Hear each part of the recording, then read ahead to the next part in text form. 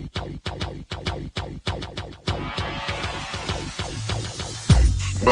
to the Odds Breakers, number one place for shared, sharp betting information. Welcome back to podcast 8 of 2021. I'm your host, Kiev O'Neill. You can follow me on Twitter at OBKiev. Follow us at the Odds Breakers. Follow us on social media / the Odds Breakers. This episode is being brought to you by mybookie.ag. For a 200% sign up bonus, please visit mybookie and use the promo code OddsBreakers. Terms and conditions apply. If you'd like to help us out with our cost, sponsor the website and the podcast, we'd love to help you out. Please visit theoddsbreakers.com, click shop, and become a member. For $24.99 a month, you can get my plays and premium plays before the line moves. If nothing else, please visit theoddsbreakers.com and become a Free Picks newsletter subscriber. We have a fantastic show for you today, my friends, because Adam Burke from ATS.io is coming on to break down some Super Bowl action, maybe a little Super Bowl prop discussion, some talk about some Super Bowl narratives, as well as some college basketball for this weekend. Pretty big slate here. And before we get into that, I'm going to get right into some regression spots, potential regression spots for some college basketball teams, just like normal. Gonna shorten this up a little bit. I'd rather focus more on the bigger outliers myself. Before I gave out a lot of teams, I want to concentrate on just the larger outliers to hopefully, you can remember them better, obviously, and the bigger difference may be more effective towards your next betting line. So let's go right into it. First, we're going to take a look at college shooting percentage here. Looking at the last game, some teams that shot, a huge percentage and don't average that high of a percentage. You're usually looking for under 44% on the average, shot over 52%. North Dakota State shot 62% last game, and they only averaged 43.9%. They're a candidate to regress. West Virginia, believe it or not, 57.7%, and they only average 42.6%. A regression candidate there. All this is obviously line dependent, so remember that. We have San Diego shot 56.4%, and they only average 40.7%. That's a pretty big one right there. San Jose State, their last game, shot 53.4%, and they only average 37.3%. I think they might play tonight, though, and you'll get this too late for that. Coppin State, 52.8%, and they only average 39.6% is a big one themselves. Let's look at the opposites. The teams that shot terrible that actually shoot pretty well, looking for over 46%, and anybody that shot under 38%. Some outliers here. There's not as many usually here. Teams that shoot bad usually always shoot bad. Not often when teams shoot that bad, but we have one right here. Arkansas Little Rock, 32.8% they shot last game, and they average 47.1%. They could be a regression candidate and maybe have a little value, get back to that high percentage. Next one we have is Missouri State. They only shot 35.7%, and they average 47.8%. Next one we have is Loyola. Only shot 37.5%, and they average 49.9%. So they're a candidate. Iowa only shot 38.1%, and they average 48.7%. Serious candidate for Iowa. Right at the brink here, 38-ish%. Let's move on to teams' three-point percentage. Here's some teams that had just shot out of their minds their last three games. South Dakota State shot 55.9%, and they only averaged 42.9%. Obviously, 42.9% is still really good. Great average there. Number 2 in the nation, but geez, shooting 56%. 50.8% Georgia Tech, and they only averaged 37.9%. Of course, that didn't help them cover against Duke, did it? Memphis shooting out of their minds 50%, and they only average 34.5%, and 50% the last 3 games. Of course, they play SMU tonight, so a little late on that one. Eastern Kentucky shot 49.5% their last 3 games, and they only averaged 32.7%. Washington averaged 47.2% the last 3 games, and they only average 32.4%. So here are some teams that actually average pretty well shooting the 3 ball and have had a bad last 3 games. Norfolk State only shot 24.7%, and they average 37% from 3. St. Louis, coming off the COVID pause, only shooting 23.1%, and they average 39.5%. I imagine St. Louis is probably going to get it together pretty soon. Next one, we have opponent 3-point percentage. Texas Tech, their last 3 games, opponents average 50.0% from the line, from the 3-point line, and only normally average 34%. Washington State opponents shot 48.9%, and they only average 30.7%. So Washington State, even though they're not a good team, especially against the 2, they have guarded against the 3 a little bit better. Illinois teams have shot 44.1%, and they average 33.6% defending the 3. And UAB, last 3 teams averaged 42.6% from 3, and they only allow 28.9%. So that could be some regression luck too as well. But UAB should be able to guard the 3, I think, the next few games. Maybe a little bit of value on UAB. Next one we have is free throw percentage. Teams that are shooting out of their mind from free throw the last 3 games. Oregon's opponents averaging 88.2%. Stanford's opponents averaging 87.7%. Northern Colorado's opponents averaging 87.7%. Washington State's opponents averaging 87.2%. See, there's another one for Washington State.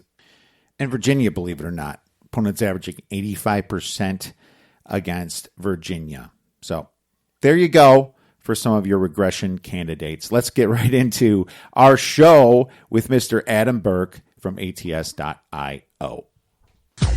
And now I'm very happy to bring back one of the best in the business of sports betting and someone who I admire very much, Mr. Adam Burke from ATS.io and BangTheBook.com. You can follow him on Twitter at Skating Tripods. Adam, we have a Super Bowl, my friend, and lots of talk already has happened this week. You're probably already sick of it, but we have to talk about it a little more. How's it going today? It's going well, but I've never heard of this Super Bowl thing you're talking about. What is it? Who's playing? I know. It's something that snuck up. It's a growing sport called the NFL, and I think they might overtake baseball pretty soon. Interesting. When we were kids, I think baseball definitely was the pastime, and then fantasy football happened, and yeah, the NFL lucked out for that. But we have a lot of fun to talk about because the prop markets are out now, and there's numbers starting to come out, which is great. And everyone's got their opinions here on a side. Some people actually say to stay away. Some people have some ideas on the total, my man. But the Super Bowl is finally here, and you've always done pretty well in the prop betting yourself, and I've always been a huge follower of yours, as you know. I want to get into a little bit of that. And before we get into that, Adam, I think narratives are a much bigger topic this year than any year. And the funny thing about narratives is that it kind of correlates to some of these prop bets. So I'd like to run a few by you if that's okay. Absolutely. Let's do it. All right, my man. So obviously the biggest thing here, people are talking about the GOAT, Tom Brady, facing Patrick Mahomes, which could be the greatest of all time if his career goes well. They're saying, hey, guys, it's Patrick Mahomes versus Tom Brady. Is this a quarterback matchup? Does it even matter?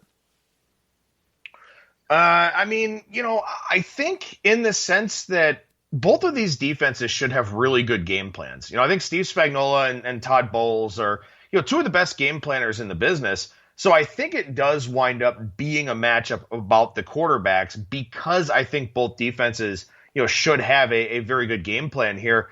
And if that winds up being the case, I mean, present day, give me Mahomes over Brady all day. Yeah, exactly. And that's probably has to do with the defense not factoring in. But what's funny about this question and how they always say it during the season, it's, Tom Brady versus Ben Roethlisberger. It's Lamar Jackson versus Russell Wilson, right? So it's funny how the defense is never mentioned because the truth is these quarterbacks don't even play against each other. It's a little bit different in baseball when the pitcher's pitching because one pitcher could be just that damn good and nobody can hit him anyway. But these quarterbacks are facing defenses and maybe Mahomes is that good, but I think the defense might factor in a little bit more. It's Mahomes against Tampa's defense. It's Tom Brady's against KC's defense, right? The funny thing about it is the defense, both of them, they're not. Tampa's is better. You can say that, especially from a number standpoint. But Kansas City's is not that bad anyway. So I think it is if one of these quarterbacks has a bad day, it certainly is going to affect this game, isn't it? Oh, for sure. And, I sort of look at the Kansas City defense and, is it fair to say that the Kansas City defense is a lot like the Kansas City offense in the sense that, they can flip the switch? We saw it last year midway through the season where Kansas City's defense just really took off. They played extremely well down the stretch and, of course, carried that on through the playoffs. In these last two games against the Browns and the Bills, this Chiefs defense has played really, really well. I know the Browns had a chance to win that game, but they were getting blown out pretty much at halftime. I know they had that fumble through the end zone and all of that. But if Mahomes doesn't get hurt, that game is not that close. And then, of course, Kansas City shuts down Buffalo in a big way with a healthy Josh Allen in that conference championship game. It just seems like for one reason or another, I don't know if it's a game planning thing. I don't know if it's a focus thing. But I would expect this Chiefs defense that we see here this week or next week, I should say, to be a lot more like the 2 weeks that we've seen here previous. For sure. And I remember talking to you a few weeks back when that Browns total was so high. I was like, well, maybe the Chiefs defense, they get the bye week. Maybe they say, okay, it's time to really show up in the playoffs, which they kind of did. And yeah, the whole Mahomes going out affected it a little bit too. But, until Mahomes went out, you never thought Kansas City was in danger of losing that game. And definitely last week, because of Kansas City's defense, you definitely weren't really worried about it. The reason they were down 9-0 was because that terrible fumble by Hardman. So there wasn't a point where I was worried about Kansas City last week. And their defense just decides to show up in the playoffs. And that's how I kind of feel how it's pretty much been itself. So we'll see how that goes in this game. Next narrative is the Chiefs' youth. Is it them against the Buccaneers veterans? No, I'm selling that one. I think to me, you grow up a lot faster when you play in these marquee games. And the Chiefs, playing in a second straight Super Bowl, had a nice postseason run the year before. This is not, maybe by age, this is a young team, but in terms of experience level, it's really not. And the one thing that I think would be really interesting about this game is if it was a traditional setting and we had all of this media stuff that we usually have, the giant media circus, a few days in advance of the Super Bowl, I think the Chiefs would be better equipped and better prepared for that because they just went through it last year. The Buccaneers, Tom Brady goes through its old hat for him. But, to me, I think you look at a Buccaneers team where a lot of these guys haven't played in a game of this magnitude. And I don't know if that's some sort of unquantifiable thing that matters or not. But I think Kansas City's experience in a game like this with these postseason runs, that's something that would outweigh and certainly overshadow any sort of, age difference or anything like that. Yeah, this is ridiculous because the Chiefs have the Super Bowl experience. It's almost like they're the veterans. There's plenty of experienced guys on Tampa Bay that haven't been to the Super Bowl. So I'm definitely selling that one as well, my man. Plenty of experience on that Chiefs team. Next narrative, a running game will not factor into the success of either of these teams. Buying or selling that one? I'm selling that one too. I think that, and we don't know the weather yet, where, that could obviously become a factor where teams do have to run the football. But I think that for the Chiefs, when they run the football, it's not just a token gesture. For some of these teams that are really pass heavy, they run the ball. It's a very token thing. I think about Buffalo, for example, where, they can't produce positive yards. They can't produce chunk plays with that running game. And what Kansas City did was they sat back and they covered very, very well. And that's one of the big reasons why they're here in this game. So I do think that we do see some sort of commitment really from both teams to run the football. I don't think that Andy Reid watched that game against Green Bay and is going to come away from it going, Mahomes is mobile, he'll be fine. The Buccaneers defensive line got a pretty good push in that one. So I think he will want to try and run the football, whether it's using Hill or Hardman on a jet sweep or something like that, or just running, Williams or Edwards-Helaire at them. I think that these coaches, specifically Reid, is savvy enough to know there's a time and place to run the ball. I think a running game does play more of a role than people expect here. I do as well. I'm selling that one. And I can tell you this, if the end of the game, one of these teams is up by 10 points or more, 11 points, obviously get past the 2 scores here or make it 2 touchdowns, you're going to see a hell of a lot of running. And it's going to factor in by running the clock in the fourth quarter. So that's something to think about as well. I think that if Tampa Bay wants the chance to control the clock and control the possession of the game, they would have to establish a run themselves. So I'm selling that one. I think the running game can factor into this game for sure. Next narrative, defense doesn't win championships when it's Patrick Mahomes versus Tom Brady. I'm going to sell this one a little bit in the sense that at some point, somebody's going to need to stop. And specifically Kansas City, who had the worst red zone defense in the NFL throughout the regular season, it may end up being them. If you can hold Brady and the Buccaneers to 3s and you go down there and get 7s more often, that's how you're going to win this game, how you're going to create some margin. So I wouldn't necessarily say that, this is all going to be pinned on the defense, but you got to get stops and you got to give yourself the chance to put some scoreboard pressure on the opposition. So I'm selling it to a degree, but I'm also buying it to a degree. So I guess I'm just kind of sitting on the fence with that one. Sitting on the fence. Well, I'm going to say defense could be the only key to this game with a high total if this game gets rolling here. So it might be just the little bit better defense if Tom Brady's playing a flawless game, because that's what you're going to need versus the Kansas City. You can get Mahomes playing a medium game and possibly win. Tom Brady's going to have a great game, in my opinion, for him to beat this team. I think the defense might play a key role at the end of this game, so I'm selling that one a little bit too. But going back to the first question, Patrick Mahomes or Tom Brady, they could really affect this game if they're not playing well. They could possibly lose it if they're throwing some interceptions. And we've seen Brady do that a few times last game. Thank God the Packers could not capitalize. Maybe the Chiefs would. And we've seen Tom Brady throw some interceptions at home a ton of times this year, especially to the Saints. Next narrative, Patrick Mahomes is not running the ball well because he's got a toe injury. And, he got kind of jarred up last game. That game against Cleveland when his head hit the ground and turned out to be a nerve, but he walked up wobbly. Patrick Mahomes, everyone's looking to bet that under. What are your thoughts?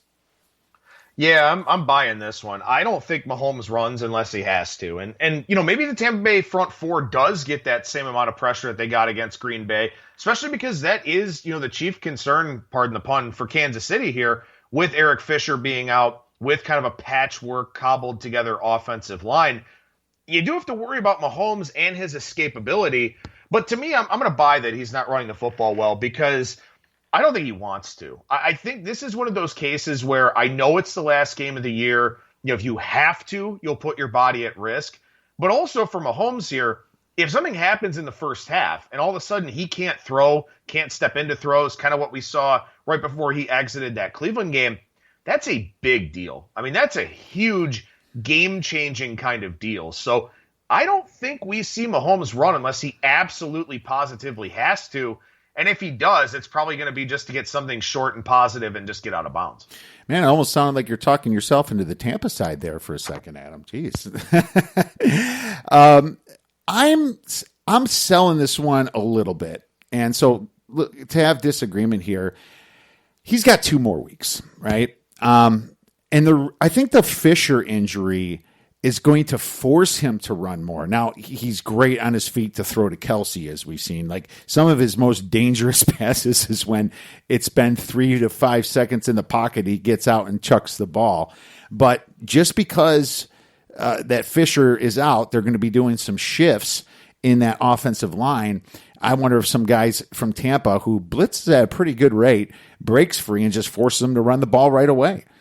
So I looked at the prop. It's at 20 yards, and we're obviously going to talk about props a lot more next week on both of our shows. But to me, they set it pretty low.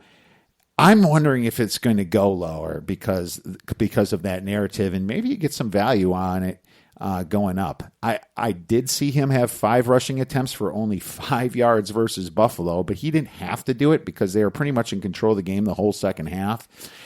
So I'm gonna sit down and wait on this one. But being that the narrative's on the under, I might go over, and I don't want to have a lot of overs in this Super Bowl. I think under is definitely the key, especially with it's supposed to be such a huge handle. So we'll look more into that one. Next narrative: Rob Gronkowski is sitting a back seat to Cameron Brate. I'm going to sell this one. I think in a game of this magnitude, I think Brady is going to go where he feels he can trust somebody, and I fully understand that Brate's had 16 targets over the 3 playoff games, which is, a lot more usage than he had through long stretches of the regular season.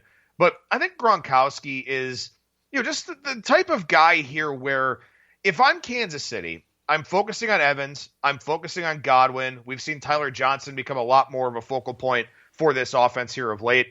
I don't think I'm as worried about Rob Gronkowski beating me. And I think that's a matchup that Tom Brady feels like he's going to have at his disposal. So I actually like Gronkowski over Brate here. I'm not sure if there will be any props of that magnitude or anything like that. But I feel like, to me, even though both guys have a place, I think Tom's going to go with what feels comfortable, especially after a very lackluster performance throwing the football last week.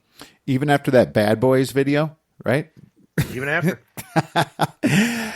Gronk had 1 target last week and Brate had 5. But I agree with you. I am selling this one as well. The game before, both of them had 5 targets, just that Gronk wasn't able to catch the ball. Some of the throws were kind of bad. But during the season, Gronk had the 3rd most targets on his team at 77, while Brate had the 8th most targets on his team at 34. And this is with O.J. Howard being injured most of the year. So I think you're going to see some Gronk. And I wonder if this Brate thing is going to make the defense of Kansas City think to cover him a little bit more. And maybe the narrative shifts again. There's so many weapons out here. And maybe this is another Gronkowski type game. And hell, there's no 2 players that know each other better than Tom Brady and Rob Gronkowski. Next narrative, Scotty Miller from Tampa Bay has taken over for Antonio Brown. Let's see if you buy or sell this one. Yeah, I'm selling this one. I mean, Antonio Brown had more targets than Miller, and he played 8 games in the regular season. It's a case where Antonio Brown wasn't healthy. And, he's had some time here to kind of get healthy over these last 2 weeks. Brady developed a pretty instant rapport with him, and I think he really wound up trusting him quite a bit. Miller, maybe a deep threat, maybe a decoy, something like that. But I would fully expect, assuming he's healthy, and it's a big assumption to make here, that Brown is a more active receiver in this game than Miller. I'm selling this one too. And they say Brown's supposed to play the game. He was kind of a late scratch last game, but he's going to, a couple weeks now. There's no way that Brown's going to sit out the Super Bowl. I think Scotty Miller is going to be one of the biggest public plays out there. And I think I would be extremely upset with myself if I don't take the under prop on Scotty Miller's yards. Brown is going to want to be involved in this offense. And I can tell you right now, Kansas City is going to know where Scotty Miller is after what he did to Green Bay last week. All the public's going to be like, that Scotty Miller is going to be deep. He's going to catch a big pass. I'm hoping that number goes up and up because I would love to take a good number on taking Scotty Miller under his yards. So just keep that in mind when we talk more about props a little bit later. And to be honest with you, I might even take Antonio Brown's under too. Maybe both of these guys are stay away guys. So just consider that. There's still a lot more weapons on the Tampa Bay side for Tom Brady. Next narrative, Sammy Watkins is on the outside looking in this year. I'm going to sell this one too, but again, the caveat that, it really all depends on his health, much like it does here with Antonio Brown. Sammy Watkins only played 10 games in the regular season, had 55 targets. Mecole Hardman played all 16 and had 62 targets. So to me, Watkins is still a weapon in this offense, quite possibly a forgotten weapon. He was a forgotten weapon last year in the Super Bowl, 5 catches for 98 yards, a lot of attention paid to Tyreek Hill, a lot of attention paid to Travis Kelce. Somebody is going to benefit from that. And if he's out there and if he's healthy, I think Sammy Watkins is the guy that could end up doing that. So I think Watkins is a guy that, maybe flies under the radar here a little bit, but could be poised for, something of an above average to possibly borderline big game. Yeah, that's one of the ones I was looking at for the over possibly. And if you want to bet the overs, you might want to get them early. Not sure if there's going to be a lot of movement on Sammy Watkins though, so maybe him in general, and of course health is the biggest thing. Wasn't he a late scratch last game, Adam? I think so, yeah. Yeah, I think he was always he's been potentially going to play. I mean, I'd have to be pretty sure he's going to play, but he might be a plus 250, plus 300 to score a touchdown or something. He might have a pretty low yardage on that. I'm not sure if I would want to go catches with all those receivers there, but maybe Sammy Watkins plays that huge role that he did last year. I thought he had two touchdowns last year. Maybe I'm wrong. I don't know, but I thought he played that big of a role last time. Speaking of wide receivers from the Chiefs, next narrative, Tyreek Hill had 200 yards in the first quarter this year versus Tampa Bay at Tampa Bay, just like it is setting up for this year. Do we expect that huge of a game? Or probably not that huge, of course, but a huge game from Tyreek, even though you are now paying a premium for his receiving yards? Definitely paying a premium. I'm going to tentatively buy this one just because, again, you have to look at this and sort of wonder, is it Hill that they take away or is it Kelce that they take away? Because it's very hard to do both. If you provide safety help on Kelce, then you've got Tyreek Hill in single coverage somewhere on the field, and he's going to win that battle more often than not. So I hate to do this, and you can't really live bet props, but I want to see how this first quarter goes and see, what Tampa Bay and Todd Bowles decide. Are we going to try to take away Travis Kelce, or are we going to try to take away Tyreek Hill? Because I don't think that you can really do both when you consider guys like Watkins and guys like, Mecole Hardman that can make big plays if given the ball out in space. So I don't know. I think Tyreek Hill has a big game. The weather could play a significant factor in the downfield passing attack. But I got to see what Bowles plans to do here first. Wow, if they're going to try to take away both, then please let me have that Sammy Watkins prop. I'll take that all day long. The thing about Kelce is, all teams have kind of tried to take him out, and it just hasn't really worked, The 49ers did it last year in the Super Bowl. He only had 6 catches for 43 yards. 49ers had the number one defense, too, in the nation. Exactly. So right. that's what it really took. But, and I think Hill had a huge game that game. Of course, the running backs did. Damian Williams, who sat out this year, had that huge run at the very end in the fourth quarter to kind of seal that game. So there's your running game, back to your running game prop I was talking about, or narrative. Dude, Tyreek Hill could not be stopped by Tampa, and they tried. I think they could have gotten more yards from him if they wanted. He is kind of like that factor that is always running at full speed, is in motion, kind of like the Alabama, what's his name? It's kind of Devontae Smith. Yeah, he's just like Devontae Smith couldn't be stopped. Of course, Ohio State did a piss poor job even trying to stop him, but Tyreek Hill's kind of that same player. So I don't want to take under. I mean, this is the player I don't want to take under for sure. Maybe I do on Kelce, but I would consider the over on Tyreek Hill, and I know you should bet it early. My thoughts are maybe you do bet it early, low, And if it goes up way higher, you bet half back on and try to get a 10 to 20 yard middle. You know, that's a potential way. You can still win if it goes over anyway. So that's a nice way of looking at it. But it's been bugging me on this one because it's going to be such a public play, Adam, you know. And but I think he just has the speed, and Mahomes can throw him the ball wherever he is. Really, really tough to slow this guy down. Le'Veon Bell isn't a factor in this offense. Are you buying or selling that? I'm buying that. I don't see Le'Veon Bell having really any importance here in this football game. I think it's Edwards-Helaire, and Edwards-Helaire is a guy that can be a nice safety valve if that Tampa front four is getting pressure. And Darrell Williams here. I mean, you know, he had 17 touches against Cleveland. He had 14 more last week. He's kind of taken away that backup running back role from Le'Veon Bell. So, I look for a lot of Edwards-Helaire in this game. I think it's a game where his receiving ability can really be showcased with the attention you got to pay to guys like Kelsey and Hill. So I think it's Edwards-Helaire. I think it's Williams. And I think, Bell just has very little to do with this game. Yeah, I'm kind of buying that too. I'm wondering if his veteran card, if he's going to play his veteran card somehow, and Reed's going to want to try to draw something up for him. Maybe it's still not enough, and you probably should be taking under his rushing yards. And I'll probably be looking at that. But I just wonder if that comes into play, just because Reed's going to be sharing with others. Great point for Edwards-Helaire, and I'm going to talk a little bit about him later. But I'm selling this one as well, because for some reason, that Le'Veon Bell that used to catch passes for Pittsburgh, that Le'Veon Bell that used to get huge chunks of rushing yards, that's not that dude anymore. And Edwards-Helaire is better, and Edwards-Helaire should be healthy by the Super Bowl. Last one, Mecole Hardman will get another huge rushing play.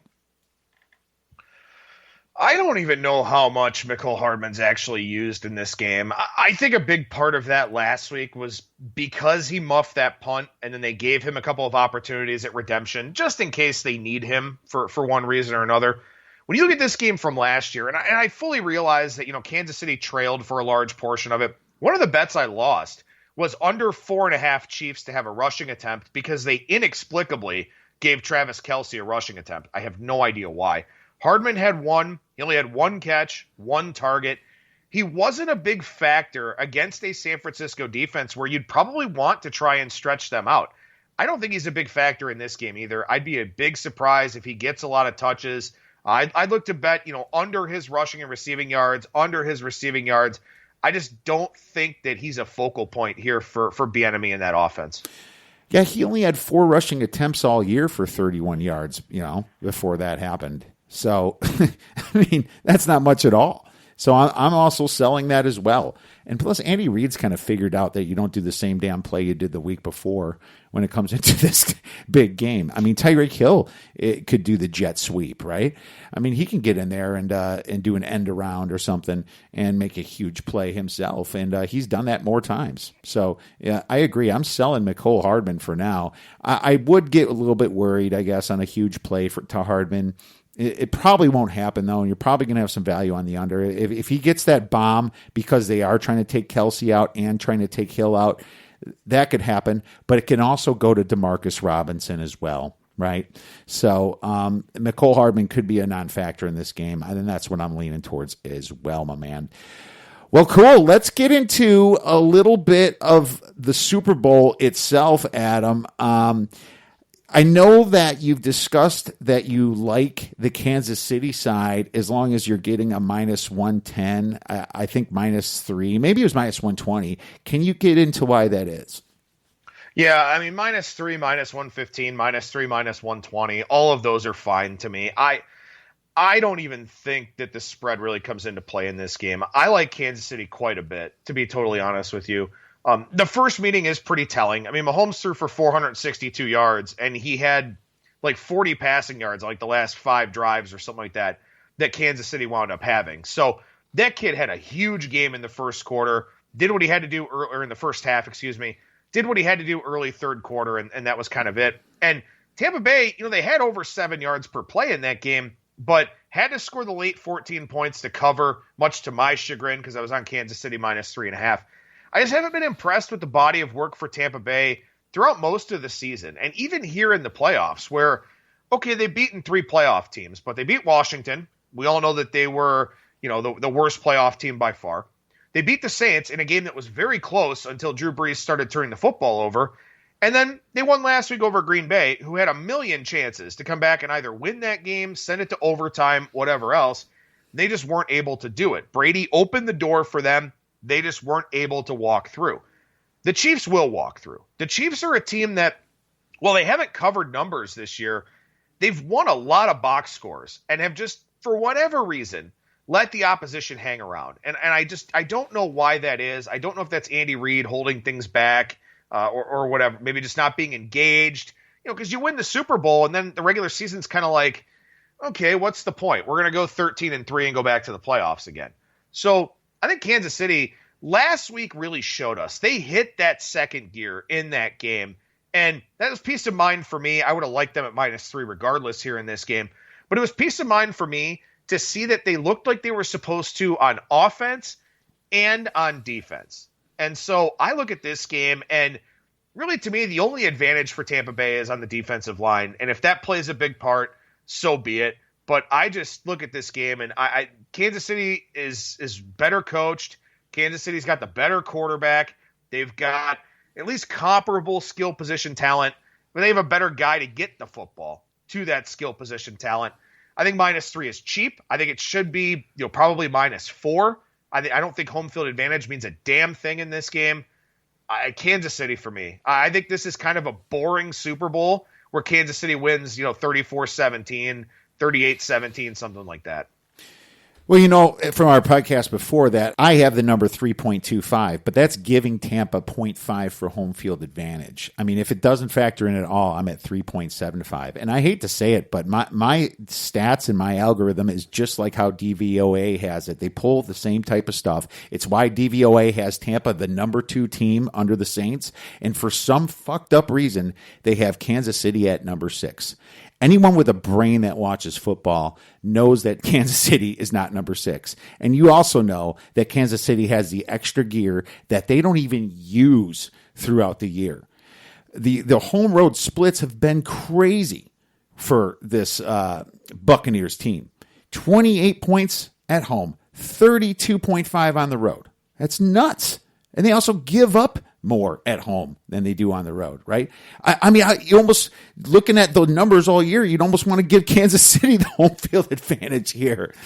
But at least Tampa's still a pretty efficient team, and that's what brings the DVOA numbers up. Red zone type stuff. Kansas City, for some reason, had the worst red zone defense for allowing touchdowns. And the straight up efficiency numbers doesn't factor in the fact that Kansas City is just really taken off in the fourth quarter. I mean, when they beat Tampa, like you said earlier in another podcast in ATS.io, he only had 50 to 60 passing yards in the second half when he had like 400 in the first half, something like that, right? So it tells me that the numbers are wrong from that aspect, and maybe that's keeping this down. I mean, I have 2.5 if you use the home road splits for Tampa, just because their efficiency is so good, right? And what I can tell you is there's no way I can bet Tampa's side in this, just because of all the upside for Kansas City. You also wonder if the market of the expanded lines, -7.5 Kansas City, you wonder if you can look in that and get up maybe about +200. That's got my thoughts a little bit. And so I'm still, deep diving into the Super Bowl here. But for the most part, everything I look at, it points to what Kansas City can do and points to what Tampa Bay can't do, Adam. Yeah, I think that there's so much going in Kansas City's favor here. Talk about a guy like Juan Thornhill. He was a guy coming off of a major injury early on in the year, didn't play as well coming out of the gate. He's been great the last couple of weeks. Tyrann Mathieu, we all know what he's capable of. Daniel Sorensen, that's a guy that, targeting aside in that game against the Browns, that's a guy that's all over the field. And that's what's important to me, is that you've got this Chiefs team that's really, really strong in the back seven, especially in that secondary. And a lot of times I think their numbers look kind of skewed because they are playing it from in front. They are playing kind of that softer coverage or something like that, to where yeah, maybe your body of work isn't going to be as impressive. But also, as we just talked about, the Chiefs didn't cover numbers and won a lot of box scores. So, it's just one of those things to me where this team has kind of always had those hallmarks of that championship level team. And you just sort of wait for them to be challenged and kind of turn it on. And, I texted Brian Blessing, who I have on Tuesdays on ATS Radio, right after that Tampa Bay victory. And I said, the AFC Championship game is the Super Bowl. I thought the winner of that game was winning the Super Bowl, and it happened to be Kansas City, and I think they do so comfortably. Yep. And so, and I can't disagree with that. And you had a great stat, I believe. You said since 2009, the spread hasn't been into play. Yeah, since 2009, I think it was the Pittsburgh Steelers were favored by 7 and won by 4 or something like that. So, yeah, it's one of those cases where either the underdog wins outright or the favorite wins and covers. And like I said, in this case, I think it's a favorite win and cover. All right, well, there you go. As far as the total, we're sitting at a 56 here. Do you have any leans on that? So I'm waiting on this one for a while and kind of contemplating maybe coming in on the under when this total peaks. Because you look at what's happened here in the playoffs so far, and Todd Bowles has gotten rave reviews for what he's done with this Buccaneers defense. They get a decent amount of pressure, and they do it with the front four. They don't blitz a ton, but they get a lot of pressure, and they're still able to sit back in coverage a little bit. And then Steve Spagnuolo, a guy that just, again, I think he's a big game defensive coordinator. I think he's kind of a Jim Schwartz type of guy where his team will be ready. With 2 weeks to prepare, his team will absolutely be ready on that side of the ball. So I'm thinking if this goes up to 57, maybe a rogue 57.5 kind of shows up, I might take a small piece of the under. This would be the second highest total in Super Bowl history. We know that Patriots and Falcons did go over, but that was because New England had that big comeback, won the game in overtime. This is an outlier in terms of Super Bowl totals with 2 weeks to prep for the game. So if this thing goes up and kind of peaks at 57, maybe 57 under minus 105 or 57.5, I might take a piece on the under here. Yep, and I tell you this, I think it will go up. Keep an eye on the weather. The under is, it's not many NFL games I bet over 50. I don't think I've ever bet over 57. I think I've always just frowned at that stuff. And now you have it, and you're right, these defenses can come in. But, Adam, I'm probably just going to do what's been working for me for years, is bet the first half under and then bet the second half over, And the reason the second half over works a lot is because usually, the last so many years, 3-4 years anyway, I feel that the game, there might have been one exception, but the game's been pretty close. And then the second half is sometimes a shootout. The first half, nobody wants to make that huge mistake, right? Nobody wants to throw that big interception that's going to screw them over and put them on the back of their heels, I think Tampa's going to be smart and try to establish the run game. If they look at it, Kansas City allows, similar to the Packers, 4.5 rushing yards per attempt. If you kind of look at the matchup, it's kind of like Kansas City is a better version of the Packers coming in. And so, it'd be smart if Tampa can establish that, but Tampa's weakness was really running the ball. They've been more of a passing team. Maybe they've improved a little bit on that. So, we'll definitely keep an eye on that, but I'm looking for 28, Adam. I'm greedy. I want an under 28, and I think I might get it. I think there's a chance I might get it. Last year, they had some bad lines out there, and they had the first half for some reason higher than the whole game. Well, it's higher than half of what the whole game should be, right? So, they're a little bit smarter. Now I'm seeing the totals around 27-ish, 27.5 for the first half. So I think maybe it gets to 28, but I'd probably just buy it to 28, Why not? You want to be right about the Super Bowl. You might pay minus 130, but that's my number, Adam. You think that's a good price? Yeah, I understand, too, kind of taking a look at, sort of looking for that first half under. Look, this is a Tampa Bay team that, they scored 30 points against the Saints, but they had under 5 yards per play. They wound up taking advantage of some short fields there in that one. And then last week, look, they, basically had, they had 14 points going into the half, then got that blown coverage that, wound up having a pretty big impact on the game, that just awful play call from Green Bay in that one. So, it's not like this Tampa Bay team has set the world on fire offensively in the first half of their last two games. And I would expect, kind of some nerves, maybe a little bit of ball control, those kinds of things. And also, too, something that could be a possibility here in this game in general, we could see some long, drawn-out drives. We could see a lot of third down conversions, much like we saw with Tampa Bay, in that game last week.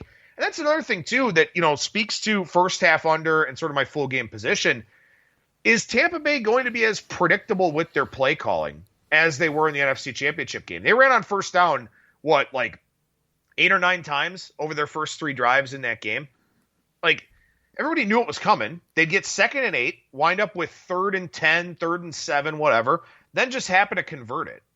So this is also a Tampa Bay team where I'm not a big believer in Byron Leftwich, and I think that could lead to a little bit of a slow start as well, where I know Steve Spagnuolo's defense is going to be very prepared. Yep, there you go. So another market you might want to look at, too, is the quarters here. And, what's interesting, I'm looking at the fourth quarter, and it's at 14.5 points and it usually goes over if there's a good shootout at the end of 2 high-powered offenses. Well, what if one of them's up, just like I mentioned earlier, by 10 points?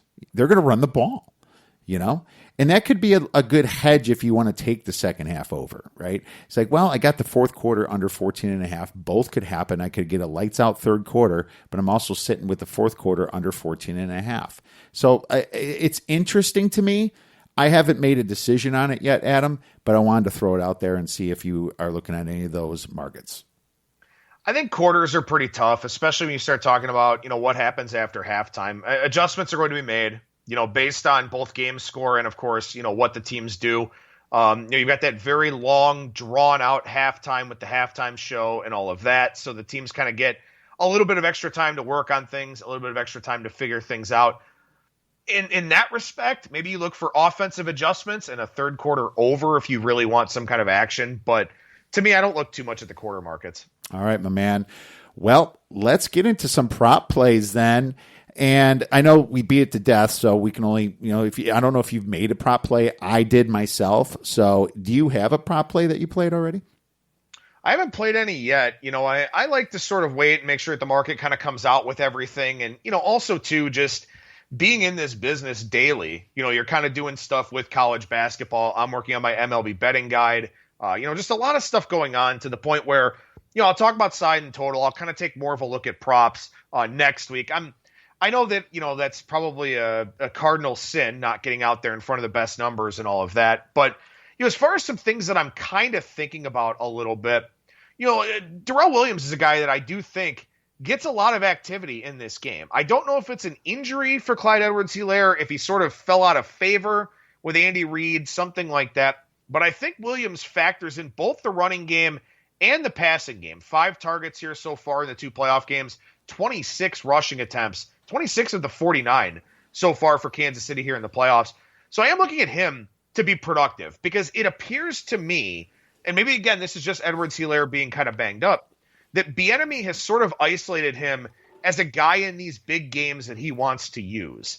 And that's something that we saw him do last year with Damian Williams. So to me, I like a lot of the Williams over props. And again, I think if you run into a situation where this Tampa Bay offensive line or this Kansas City offensive line is struggling a little bit, Williams is that safety valve. So that's something where I'm really keying in on him to have a big part of the game. Oh, all right. Well, yes, Edwards-Helaire was kind of milked back into last game because of that nasty hip injury he had. But he's got 2 more weeks. So I'm actually higher on Edwards-Helaire this game. And I think he's more trustable this game. Last year, Damian Williams wasn't he the bell cow? I think it was him then, Darren, right? I think. And Damian had that huge. But yeah, you were going to see some play from both of them. And that's kind of going back to how you're fading Le'Veon Bell here, right? But I do have a prop on Edwards-Helaire. And it's one of those, long shot prop type things. And like I said, I'm going to take more unders than overs for sure. But I think the plus 1,300 that he scores the first touchdown is not that bad for a running back. I mean, running backs to score the first touchdown is normally around the plus 300 range, plus 300, maybe plus 400. Running backs are the first draft in fantasy in NFL for a reason. Well, Edwards-Helaire at plus 1,300 when he should be back it was really tempting to me, right? And I've made some more of these plays because I love taking this long shot. This is a fun play for me.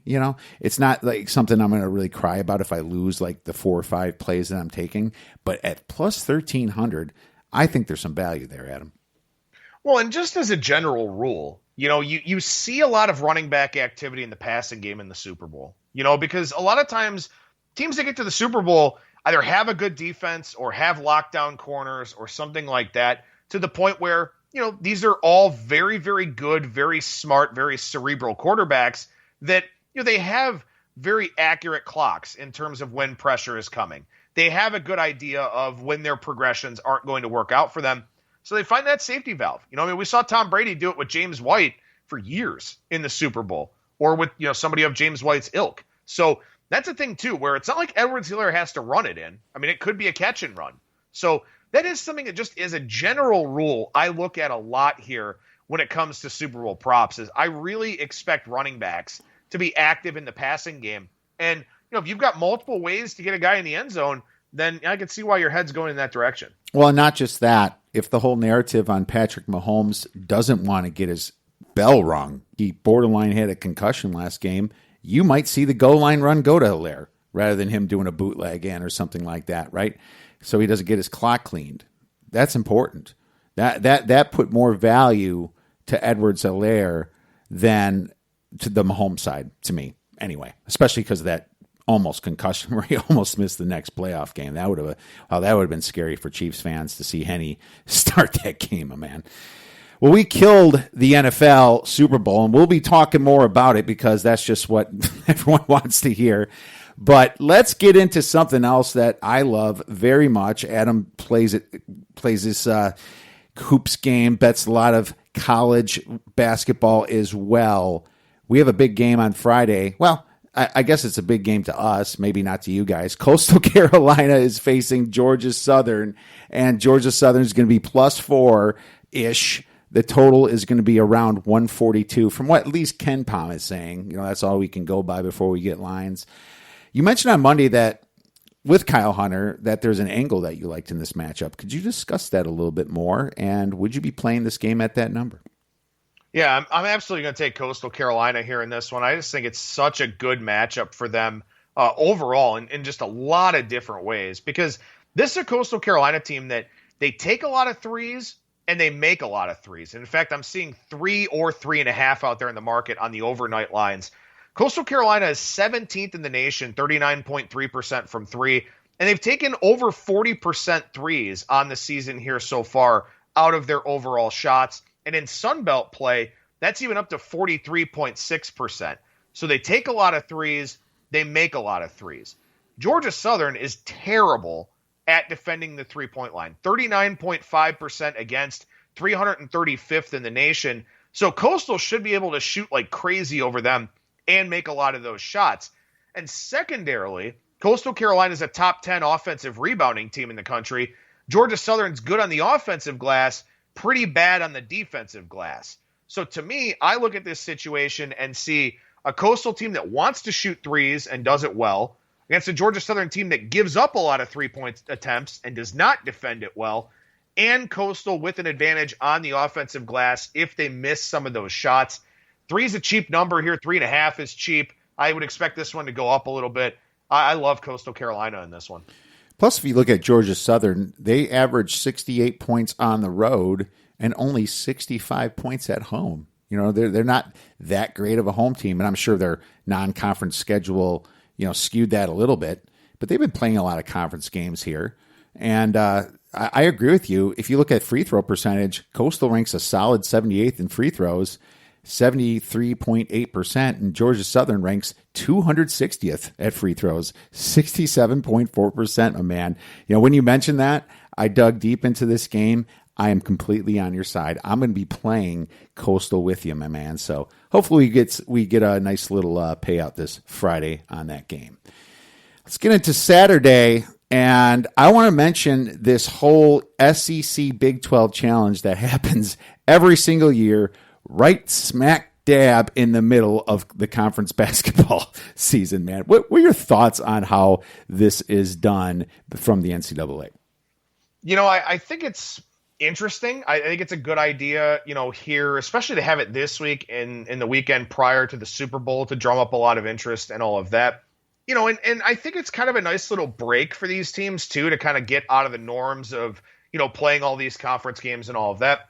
But this year in particular, and I talked about this with Brad Powers on my show on Thursday, is that, we didn't get a lot of the non-conference portion of the season. We didn't get a lot of those marquee games because of COVID protocols, limited travel, so on and so forth. So these games take on even higher magnitude here with regards to NCAA tournament seeding and all of that. So I think, in the past, we could have seen these as difficult situational spots for some of these teams, playing all conference games, then traveling to a place you're not used to going or something like that.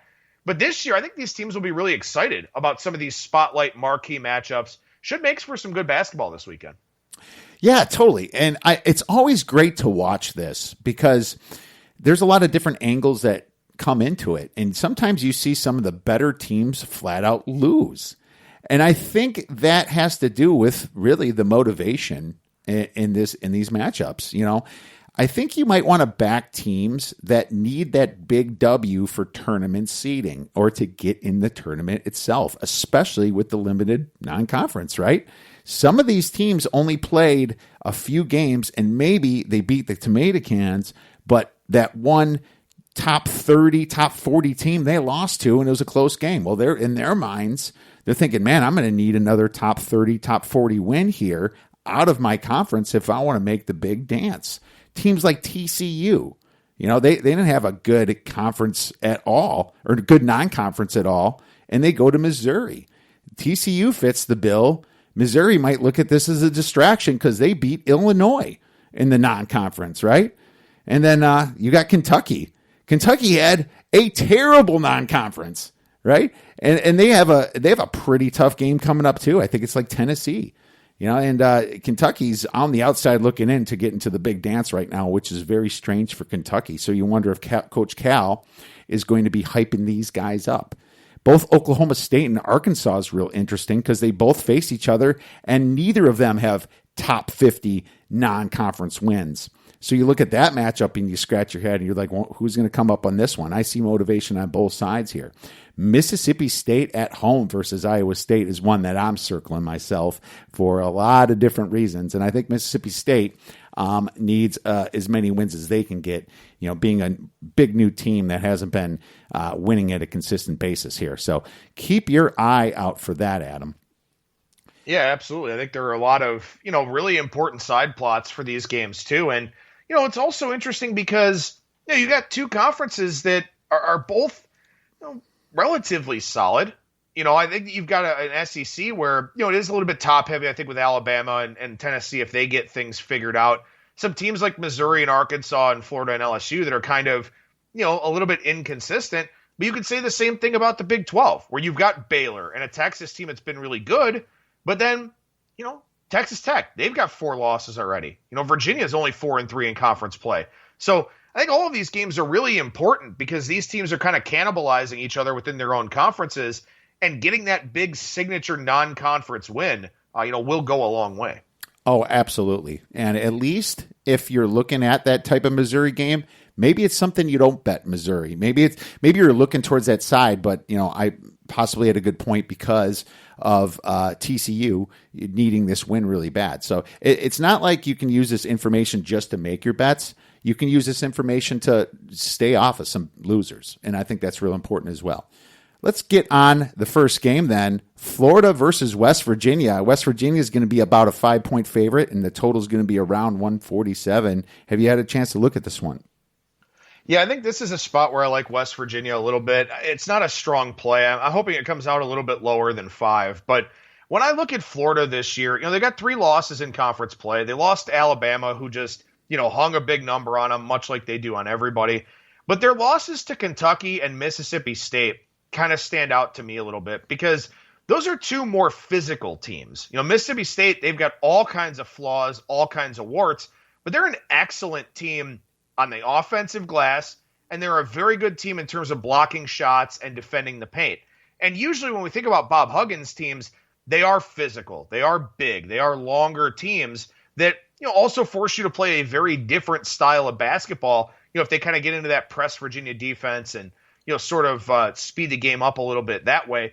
So I think it's kind of a tough matchup for a West Virginia team, or for a Florida team, that I just don't think plays a lot of physical competition in the SEC. It's kind of a more finesse conference with a lot of these teams.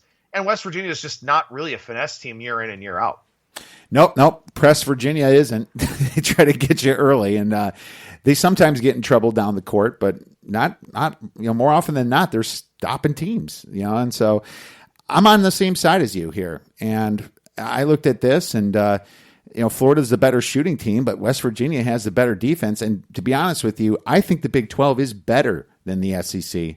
I don't think it's that close. I think the SEC is a good distance between the Big 12. And of course you have your Baylor and Texas there, but Alabama can be a little fraudulent there.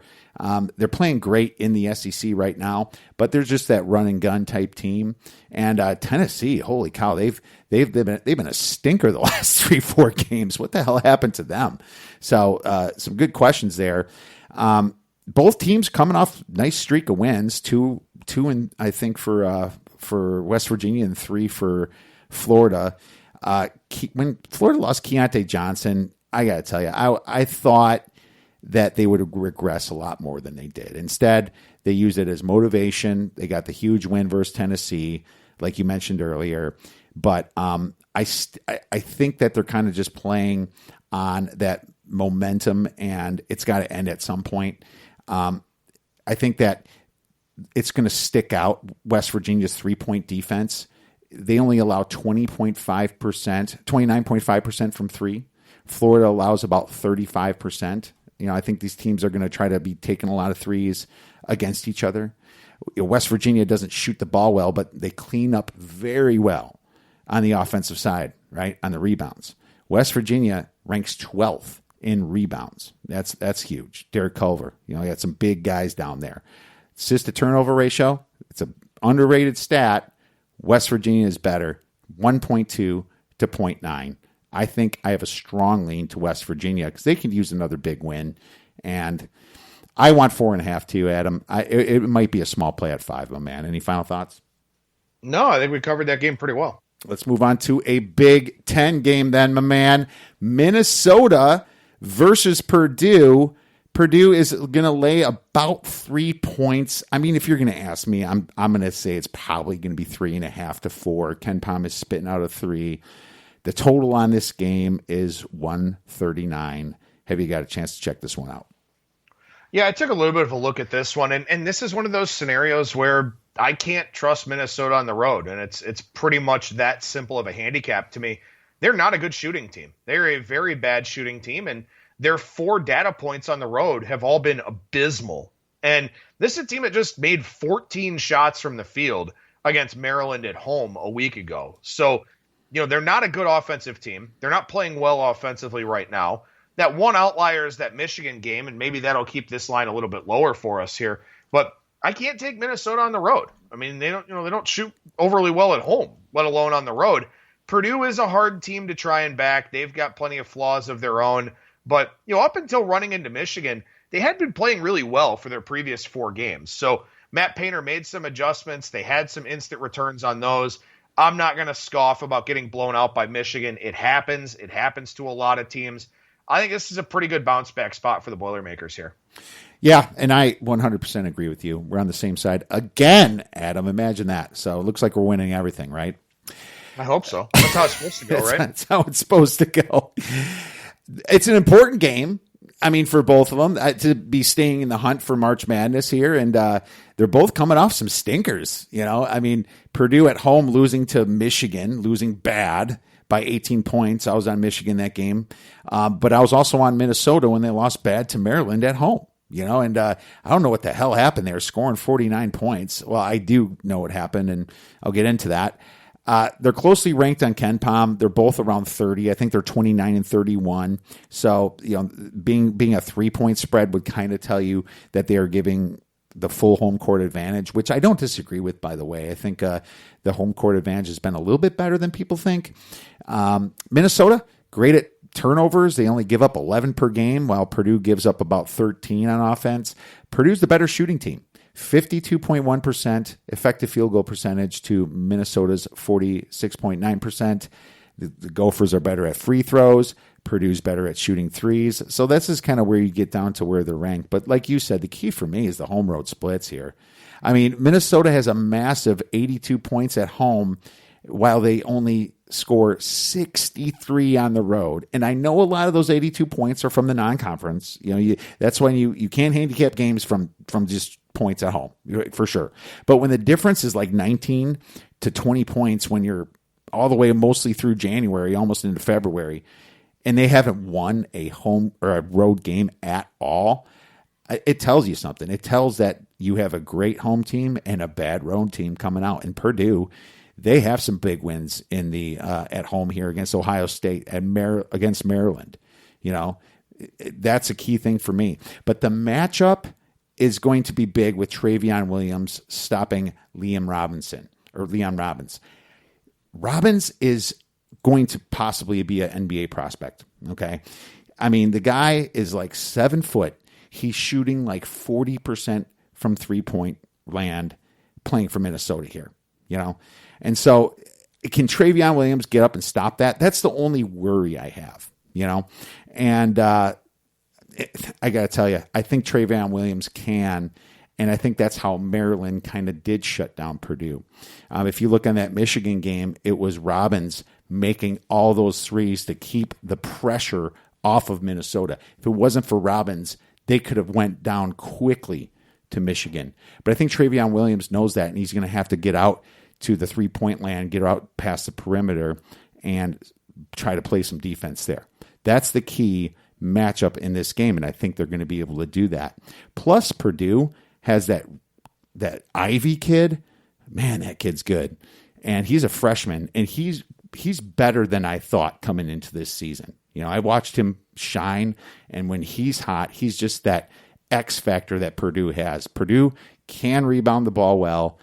I think this is a big win for Purdue, and I think, being at home, there's going to be some margin. I like this all the way up to 5 points. This might be my biggest play, Adam. Yeah, I can't disagree with anything you said there. And, again, I think another well-rounded handicap where we're both on the right side, so it obviously has to win. Let's get into a quick mention. There's another big game. Obviously, there's more SEC teams, so they can't all play the Big 12. But Virginia is going to be playing Virginia Tech. It's going to be a home dog, Virginia Tech, around 3 points. The total is going to be around 123, 124. I just want to mention this. There's going to be people seeing this total and thinking that they should probably bet the over because, it's going to go down to the wire type thing. Just warning you guys that last year, these games went to 109 points and 104 points. Okay. The last 10 years, or actually 10 matchups, 6-4 to the under. So I just wanted to kind of pump the brakes there in case somebody looks at the under and thinking the under's too low. We're going to take the over when they're looking at the totals, Adam. Yeah, I mean, Virginia Tech is playing a little bit quicker here this year, as they sort of get further away from Buzz Williams and how Buzz Williams basically tried to mirror exactly what Virginia did to beat them at their own game. As far as this one goes here, you look at this Virginia team and they had that blowout loss against Gonzaga. They had that 1-point loss to San Francisco, and everybody kind of discarded them a little bit and sort of said, oh, well, this team's not the Virginia team that we remember. And then here, they've rattled off 7-0 in conference play, have looked good in the process, have, not given up very many offensive rebounds at all whatsoever. And they've played extremely well against teams that, when you look at the ranking sites, are pretty comparable to what this Virginia Tech team is. So obviously the question, as always, does Virginia Tech make enough shots? I don't know what the case may be there. This is probably not a game that I'm going to play, but I do think it will be interesting, as you talked about, to sort of see the side and total and kind of see how that plays out in the market. Yeah, absolutely. Just wanted to kind of mention that one out there. Let's get into a quick game on Sunday, and we don't have enough data points really, but I just want to mention a few things. Michigan State's playing Ohio State. Ohio State's going to be laying around 5 or 6 points. The total is going to be around 148. So I think this game's going to depend upon what Sparty looks like tonight against Rutgers, Adam.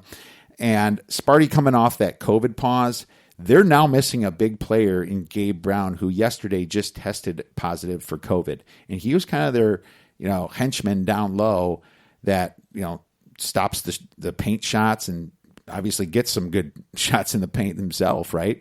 And I think that's going to hurt this team. So be looking to see what happens. I mean, if Sparty happens to win this game tonight, then I'm kind of going to be looking towards Ohio State. And I got to tell you, Ohio State shocked me this year because they might be the most improved team that I wasn't going to think that was going to improve. I thought they were going to regress losing the Wesson brothers, right? And then all of a sudden you got Ohio State, and they might be the second or third best team in the Big Ten. I don't know if Michigan State's going to have an answer for E.J. Liddell. Liddell is that guy that's shooting threes, right? He's all over the board. He's a tough player. He's great on defense, man. Liddell has been awesome. Any thoughts on this one? Yeah, I mean, as I sort of look at this one, and again, we'll have the first data point for Michigan State in about 3 weeks with that Thursday night game against Rutgers. If this total's up in the upper 140s, as it's projected to be, I kind of like the under a little bit in this game. Ohio State, to me, is a team ripe for offensive regression. They don't finish particularly well at the rim, and they're shooting a very high percentage on mid-range two-point shots. And that's just not something I would expect to continue. It's a very low percentage, low ROI kind of shot. And oddly enough, Michigan State's shooting very well on those mid-range twos and struggling to finish at the rim as well. So I think Ohio State's offense is a negative regression candidate. I think Michigan State still being a little bit rusty coming off the COVID pause. If this is in that 148, 147 range, I think I might take a look at the under for this one. Ooh, I'm liking that side. That will take better. Rather than looking at the ATS, look at the total. Ohio State ranks number 1 on Haslametrics at mid-range shots, 50.1%. So Michigan State just needs a little bit of defense, and this thing could definitely go under. And this is looking pretty high for a Big Ten total. So great find on that one. Hopefully it is past 145, 146, and we can take a chunk out of that one and see what happens. And I also think that Ohio State is better on defense than their Ken Pom ranking. They're number 75 on Ken Pom, right, on defense. But if you look at conference only, they're number 5. You can't tell me that the 5th best defensive team in the Big Ten is number 75 in all of college basketball. It's better than that. And a lot of these numbers come from the whole season. So good stuff there. I'm going to be looking towards the under myself. Anything we missed, Adam, or any other games you want to throw out there? No, I think we did a pretty good job with everything. And, I guess the last thing I'll just throw out is, people, I'm sure your listeners already know this from listening to all the fine work that you do. But, when you get those back-to-backs, I mean, look at that first night box score. Try to find outliers. Try to find something that's not likely to be replicated the next night.